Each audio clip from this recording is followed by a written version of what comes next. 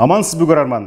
Жогорку кеңештин мына ушул чакырылышын көңөр сөгүп, баягы Атамбаев коюп кеткен лакабатын улам кайталап келатканыңар жашыруун эмес.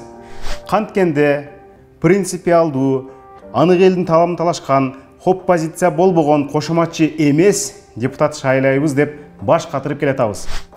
Бийликтегилер дагы мына ушул шайлоо эрежелерин жөндөгөн мыйзам боюнча талашып тартышып келатып, акыры бир пикирге келишти. Бир аптада 2 рет депутаттарды резиденциясына чакырып атып, президент Садыр Жапаров өзүнө жаккан системаны дагы киргизүүгө жетишти.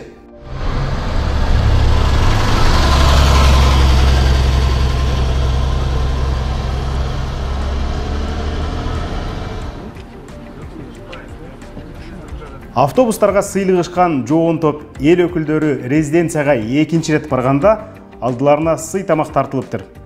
Кактустун жазганына караганда боорсок, эт деликатестери президенттин конок дасторконуна коюлуп, буга абышкан балык, вегетариан шорпосу аягында 5 бармак тартылган. Анан эмне болду? Анан вегетариан шорпосун ичип туруп 5 бармак жеп алгандай эле логика болду.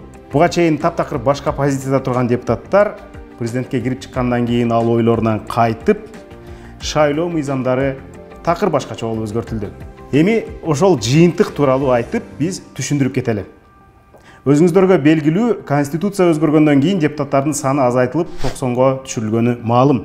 Эми ошол 90 депутаттын бир бөлүгү башкача, бир бөлүгү башкача эреже менен шайлана турган болду. Тактап айтканда, мажоритардык жана преференциалдык системалар киргизилди. Азыр түшүндүрүп берели.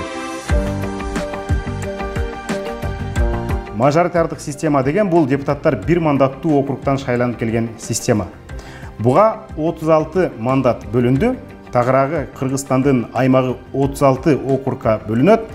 Ар бир округтун шайлоочусу 100 миңден кем болбойт. Мына ошол 100 миң шайлоочунун добушун алыш үчүн жеке адамдар талапкер болуп чыгышат.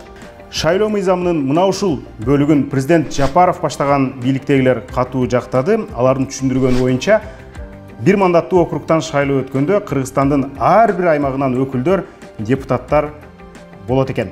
Ал эми бир мандаттуу мажоритардык системанын коркунучтуу жагы катары байлар же болбосо коррупциялык схема менен байыган көпөстөр же административдик ресурсу бар бийликтин адамдары гана депутат боло алат деп белгилешет. Мындай деле болуп кетиши мүмкүн. Анткени Кыргызстандын тарыхында 2005 жылга чейин мажоритардык шайлоо системасы колдонулган. Эсиңизде болсо, ошол жылы президент Аскар Акаевдин кызы Бермет Акаева менен уулу Айдар Акаев андан тышкары дагы бир топ коррупционер депутат болуп келишкен болчу. Натыйжада шайлоодон бир нече жума өтпөй ыңкылап болуп кеткен эле. Азыр дагы мына ошол тарыхты кайталабоого чакыргандар бар. Өзүмүн районумду сатып алып коем деп азыр жатышат да бардыгы. Ошолордун пофамилия билебиз. Бүт бардыгын биринчи эле күнү шайлоодон чыгыш керек. 20 кандидаты жок эле дегенде. Анан ойлонуп калышат калгандыгы. Ошондо билимдүү жанагы юристтер, күчтүү жаштар келет. Ошого сиздер дагы чоң салым кошушуңар керек деп ишенебиз.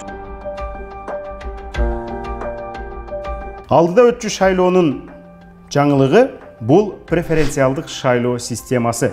Мына ушул системаны киргизебиз деп айрым саясатчылар бир топ жылдан бери эле аракет кылып келишкен болчу. Эми жарым жартылай болсо дагы киргизе алышты. Тагыраагы 90 депутаттын 54-ü мына ушул преференциалдык система менен шайлана турган болду. Ал кандай болот? Бюллетенде партиялардын аттары жазылат. Бюллетендин дагы бир бөлүгүнө номерлер коюлат. Мисалы, сиз жактырган Асанов Үсөн аттуу талапкер А партиясында 10-чу тизмеде дейли. Сиз аны шайлаш үчүн адегенде А партиясынын тушуна галочка коесуз, андан кийин 10-чу номерди белгилеп коесуз. Мындай болгондо партиялык тизменин ортосунда же аягында турган талапкер деле башка партиялаштарынан көбүрөөк добуш алса өлкө боюнча депутат болуп шайланып келе алат дегенди билдирет. Албетте өзүнүн партиясы шайлоо босогосунан өтсө гана. Ал эми шайлоо босогосу бул жолу 5% деп чечилди. Эсиңизде болсо, октябрдагы шайлоодо 7% болчу. Октябрь окуяларынан кийин өзгөртүлүп 3%га түшүрүлгөн. Эми кайра көтөрүлүп атат. Эмнеге мындай деп Момбековдун таң калганы мына ушунда. Эки жол чай бергенге эрип кеттиңерби же эмне болуп кетти ушуну айтып бергилечи. Жооп бергилечи. Эмне үчүн 5% кылып атасыңар? 3%дан. Бул комитеттин чечими. Мурдагы шайлоо системасын баарыбыз билебиз, ошентсе дагы бир токтоло кетели. Мурда кандай эле? Мурда депутаттар партиялык тизме менен пропорционалдык шайлоо системасы аркылуу шайланып келишкен. Анда жогорку кеңеште 120 орун болсо, кайсы бир партия канчалык көп добуш топтобосун 65тен ашык мандат ала албайт эле. Бул жолку жаңы мыйзамда 54 орунду бир эле партия ээлеп алышы мүмкүн болуп атат.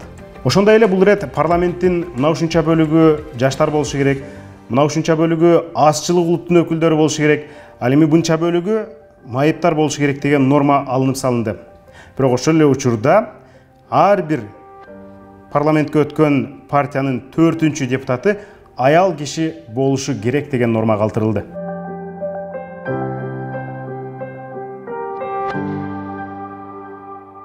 Кыргызстандын 30 жылдык тарыхында шайлоо системалары бир топ жолу өзгөргөн. Эми буга чейинкилерине окшошпогон дагы бир аралаш система менен шайлаганы турабыз. Анык элдин таламын талашкан, майышпас, позициясы бекем, чынчыл депутаттарды шайлайбызбы?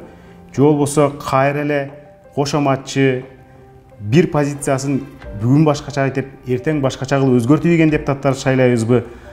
Айрым шайлоочулар акчанын кулу болуп дагы 5 жыл кейип кепчип жүрөбү же принципиалдуулук менен тандайбы? Сиздин оюңуз кандай? Комментарийге жазыңыз. Анан албетте каналга да катталыңыз.